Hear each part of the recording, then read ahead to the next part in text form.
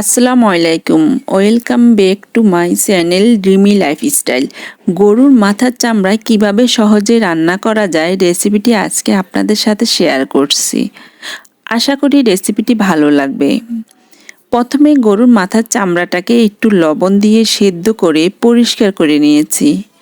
আজকে রান্নাটা প্রেসার কুকারে করব।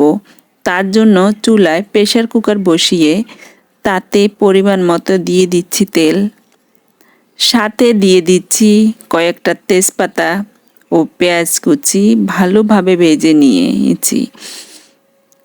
এবারে দিয়ে দিব আদা বাটা 1 চা চামচ, পেঁয়াজ বাটা 2 চা চামচ, রসুন বাটা 1 চা চামচ, লবণ মরিচের গুঁড়া 1 চা চামচ, গরম মশলার গুঁড়া 1 চা চামচ, হলুদের গুঁড়া 2 চা চামচ।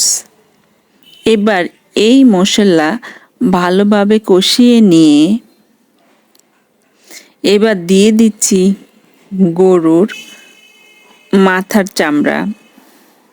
মাথার চামড়াটা দিয়ে ভালোভাবে কষিয়ে নিয়ে তাতে কিছুটা পানি দিয়ে ভালো করে নেড়ে নিয়ে প্রেসার কুকারের ঢাকনাটা লাগিয়ে দেব। তারপর সিদ্ধ হয়ে গেলে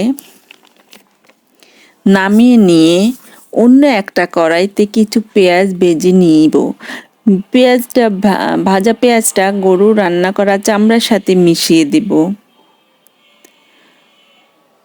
আপনারা যারা এই গরুর মাথার চামড়া এখনও খাননি, একবার হলো ট্রাই করে দেখবেন, আশা করি ভালো লাগবে।